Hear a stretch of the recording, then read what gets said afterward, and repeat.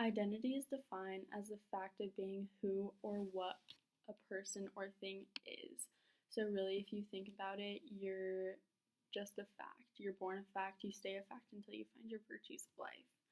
In the article, it says our actions shape our identity, and in turn, our identity shapes our actions. So, when you do something as little as smile at someone or wave at someone, you're changing your actions to become a happier person, and at the same time, you probably just made their day. So, what do I stand for? I stand for everything that I've grown up with. I stand for what my parents think, what my grandparents think, my aunts, uncles, cousins, my younger siblings. They have all shaped me into who I am today, and for that, I think the way that they think. I think the way I feel like I should think, and of course, I've changed some of the ways that they think into my own ways because I don't think everyone should have the same virtues as everyone else. Who I stand with are the people that want to make the world a better place, and they want to make the world that we live in a more well rounded world.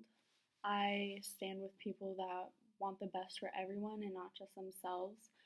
You should work on yourself before you work with others because once you find yourself, it's easier to help others find themselves.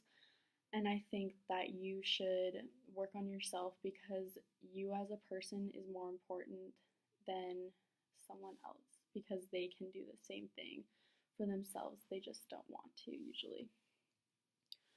Where you live, I definitely think is a big part in your virtues. I've lived in Boise my whole life. I absolutely love it here. Everywhere you go is just full of experiences and life and joy, and people are willing to share their experiences with you. So I feel like there's no reason why you shouldn't know a bunch of stuff. Like, you should go ask questions, you should go do all these things.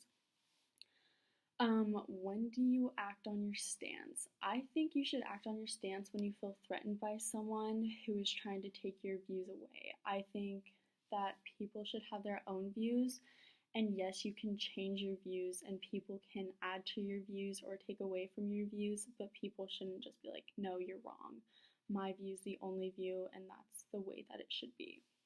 So once you answer the 6 W's, is when you can start becoming a better person and you can join everyone else in finding who they are because you know who you are in a deeper sense than just you're male or female or you're 16 or 65 or you have blue eyes or brown eyes.